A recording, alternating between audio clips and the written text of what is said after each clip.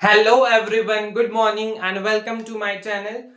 I am Lokesh Kaushi and today we are going to see the new subject that is PPS whose full form is Programming for Problem Solving, and today here we are going to see the unit 1 of that particular subject, and the unit 1 is Introduction to Problem Solving Approach.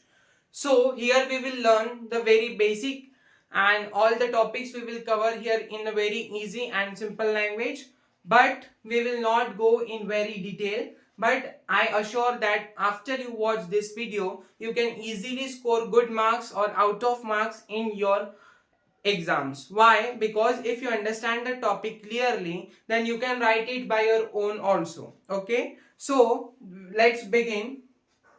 If we see introduction to problem solving, मतलब अगर हम लोग problem solving का introduction देख रहे हैं, so what is problem solving here if we are talking about the programming.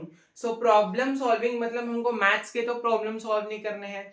Here we have to learn a particular programming language through which we will solve the problems. And here in this subject we are going to see the C language, which is the very basic language. सबसे पहले हम लोग इस chapter में पढ़ने वाले हैं सी language. ठीक है, कोई भी प्रोग्रामिंग की अगर हम लोग बात करते हैं तो सबसे बेसिक जो लैंग्वेज होता है that is C language, and after learning C language we can proceed to further other programming languages. But before learning the C language or before learning any of the particular programming language or software, first we should know what is computer, what is computer hardware, what are the components of computer, or what are the software components, or how does the computer works. It is very important. See, because while we learn the programming हम लोग क्या करेंगे, after learning the C language or C++ language, we will design a particular web applications or we will design a particular softwares. But वो software computer में किस तरीके से काम करते हैं ये जानना सबसे पहले बहुत जरूरी होता है. So further moving to that, basically अगर हम लोग कंप्यूटर की बात करें तो कंप्यूटर जो है वो बेसिकली टू ही पार्ट्स में डिवाइडेड होता है. Computer is divided in two parts, that is hardware and software. Computer के अगर कंपोनेंट्स की बात करें तो उसमें दो टाइप्स के कंपोनेंट्स होते हैं. एक होता है हार्डवेयर कंपोनेंट्स एंड दूसरा होता है सॉफ्टवेयर कंपोनेंट्स. अभी व्हाट इज हार्डवेयर कंपोनेंट्स, इसके नाम से ही हम लोग कुछ समझ सकते हैं कि what is hardware and what is software.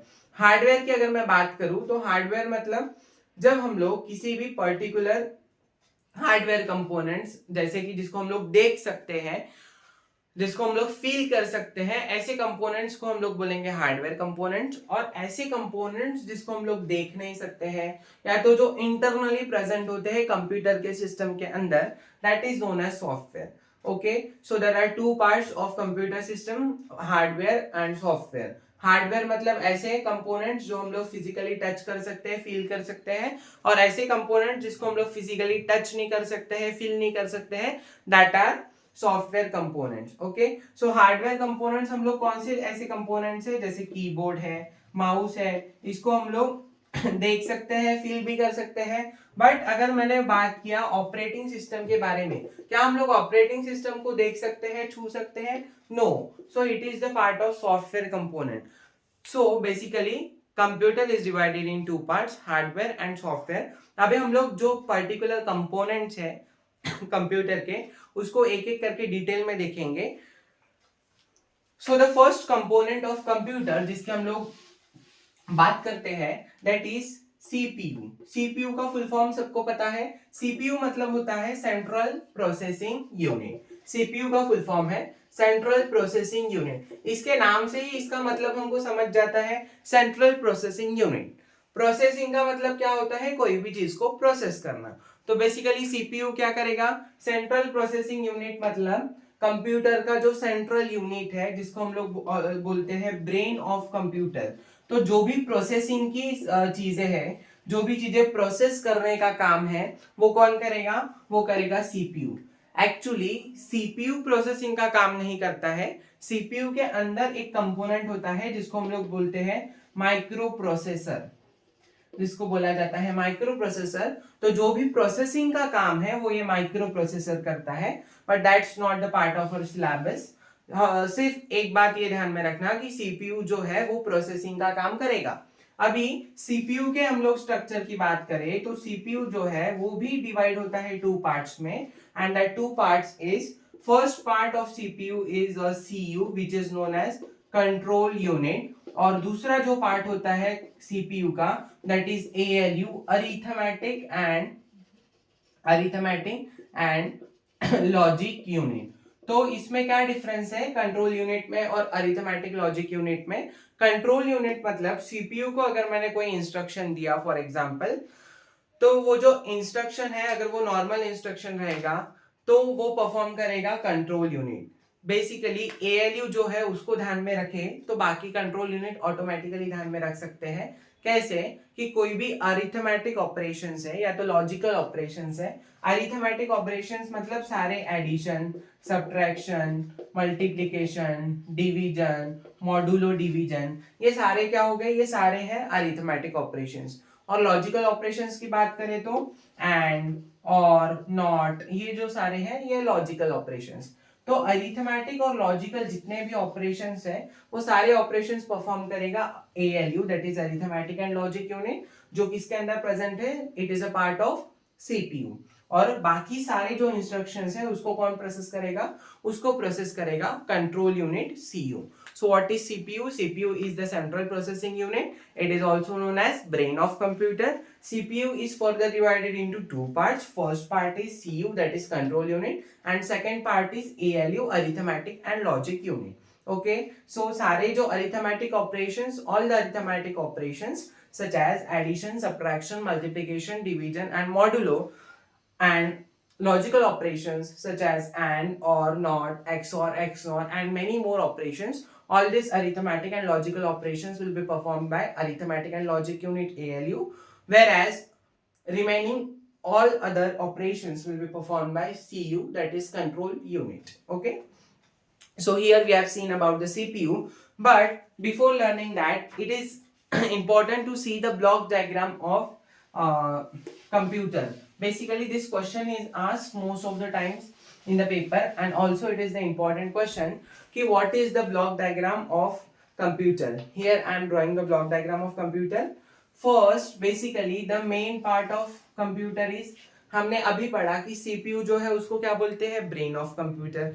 तो सीपीयू जो होता है that is hardware component also. क्यों? क्योंकि वो हमको फिजिकली दिखता है। तो सबसे बड़ा जो पोर्शन रहेगा ब्लॉक डायग्राम में वो सीपीयू का ही रहेगा। इधर हमको एक इनपुट का सेक्शन देना है और इधर हमको एक आउटपुट का सेक्शन देना है, और इधर एक प्रेजेंट रहेगा मेमोरी या तो ऑक्सिलरी स्टोरेज। ऑक्सिलरी का मतलब हम लोगों ने ऑक्सिलरी वर्ड ये बहुत बार सुना होता है। ऑक्सिलरी वर्ब्स हमने सुना होता है। ऑक्सिलरी वर्ब्स इंग्लिश में किसको बोलते हैं? हेल्पिंग वर्ब्स को ही ऑक्सिलरी वर्ब्स बोलते हैं। इसका मतलब ये जो ऑक्सिलरी स्टोरेज है that will be the helping storage. Additional जो स्टोरेज रहेगा that will be known as auxiliary storage. और इधर अपना प्रेजेंट रहेगा मेन मेमोरी। मेन मेमोरी जो है वो इधर सीपीयू के अंदर प्रेजेंट रहेगा, जिसको हमको कनेक्ट करना है इनपुट के साथ में। इनपुट फिर जाएगा मेमोरी में और लास्टली आउटपुट में। और इधर सीपीयू के अंदर अभी हमने पढ़ा था कौन से दो पार्ट्स प्रेजेंट थे? फर्स्ट पार्ट था CU that is control unit, and second part क्या था? ALU that is arithmetic and logic unit. तो इधर हमको दो ब्लॉक्स बनाने हैं। एक ब्लॉक रहेगा ALU arithmetic and logic unit का, दूसरा ब्लॉक रहेगा CU that is control unit. और इन सब को हमको कनेक्ट करना है। इसको सीयू को कनेक्ट करना है ऑक्सिलरी स्टोरेज से, और सीयू को ही कनेक्ट करना है किससे? मेन मेमोरी से भी। एंड ये जो कंट्रोल यूनिट है उसी को हमको इधर भी कनेक्ट करना है इनपुट से और आउटपुट से। So this is the block diagram of computer. क्या क्या है ब्लॉक डायग्राम ऑफ कंप्यूटर में? कंप्यूटर के ब्लॉक डायग्राम में है इनपुट, आउटपुट सेक्शन, एक है मेन मेमोरी, और ये जो पूरा है ये क्या है? ये तो सीपीयू है जिसके अंदर मेमोरी प्रेजेंट है, सीयू कंट्रोल यूनिट प्रेजेंट है, और एएलयू अरिथमेटिक लॉजिक यूनिट भी प्रेजेंट है। और ऑक्सिलरी स्टोरेज जो है वो हमने एडिशनली लगाया है। जैसे फॉर एग्जांपल हम लोग कंप्यूटर्स में अलग से या तो फोन्स में मेमोरी कार्ड इंसर्ट करते हैं, या तो कंप्यूटर्स में हम लोग एसएसडीज लगाते हैं, या तो हार्ड डिस्क ड्राइव्स एचडीडीएस लगाते हैं। तो that is the part of auxiliary storage. So this diagram is block diagram of computer. But here one more interesting thing is that कि जो मेमोरी है, मेमोरी के भी दो पार्ट्स होते हैं, या तो मेमोरी का भी क्लासिफिकेशन है. वो किस तरीके से है? अगर मैं मेमोरी को क्लासिफाई करना चाहूँ तो मेमोरी जो है वो भी क्लासिफाई किया जाएगा दो पार्ट्स में. The first part of memory will be primary memory and second part will be secondary memory. तो मेमोरी के दो टाइप्स होते हैं, primary memory and secondary memory. Primary memory मतलब क्या?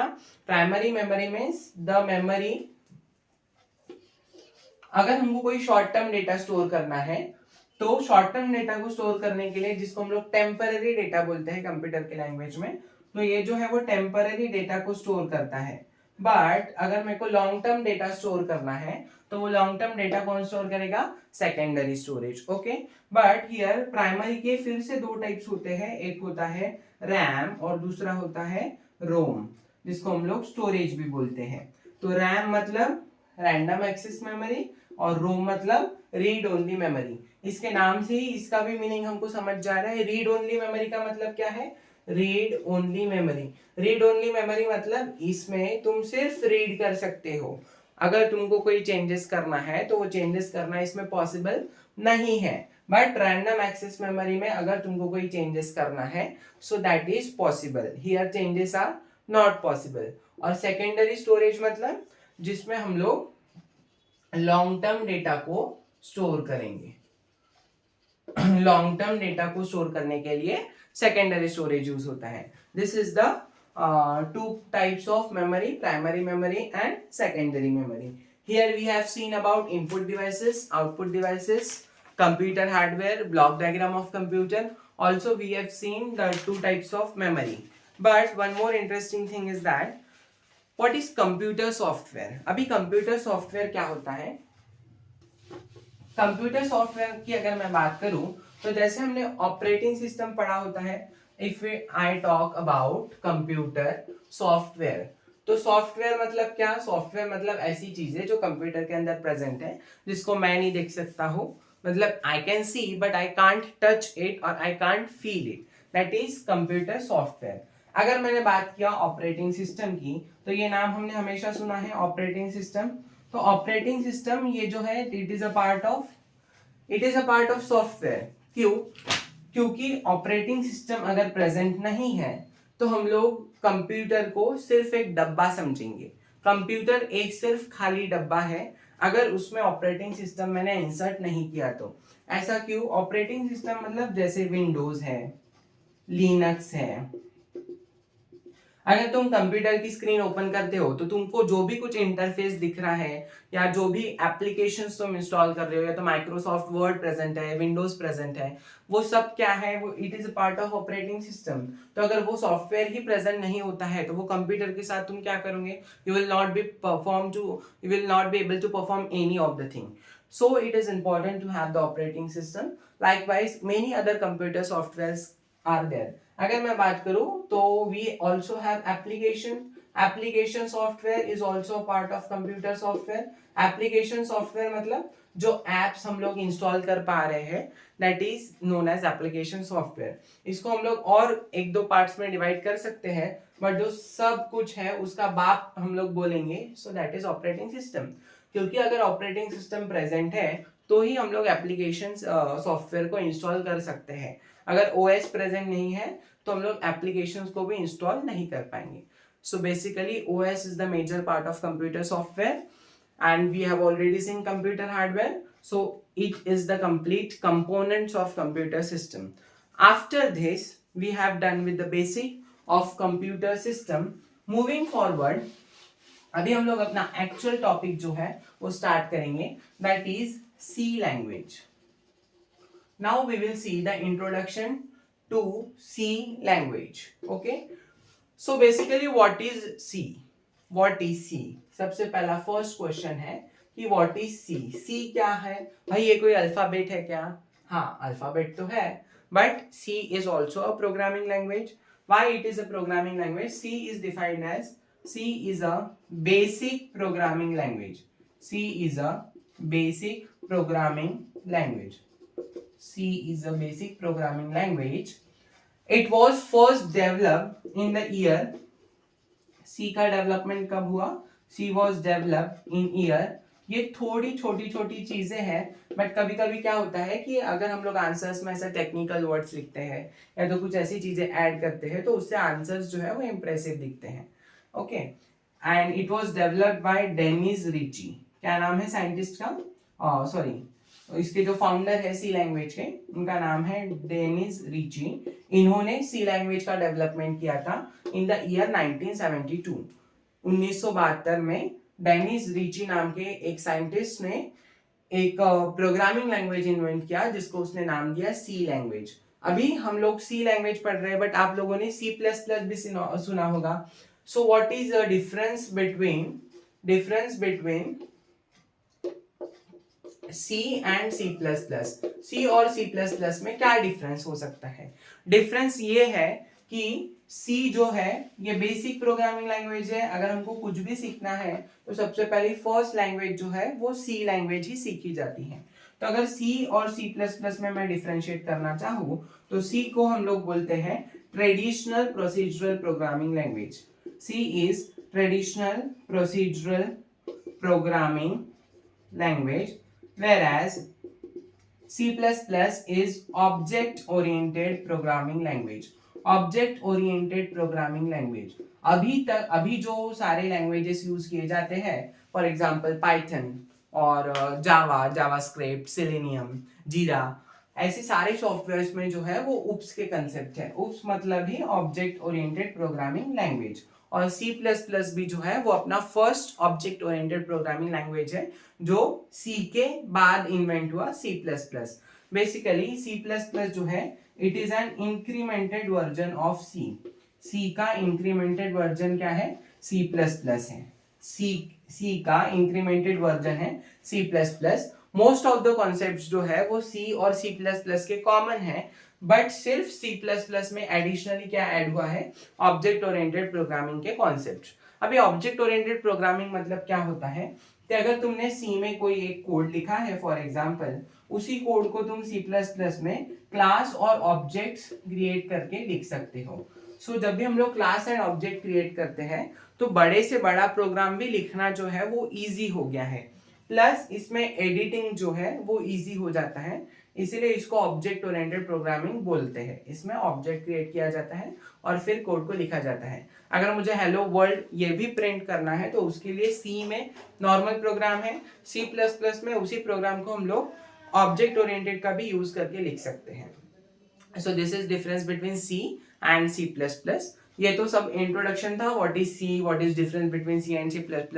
प्लस अगर हम लोग C लैंग्वेज पढ़ रहे हैं तो कंप्यूटर सिस्टम क्या होता है, what are the parts of computer system. In the next video we will see about the in detail about C language. कि C लैंग्वेज में शुरुआत कैसे होती है, variable, constants, what are data types in C, and many other things we will see in the upcoming video. Okay, thank you for now.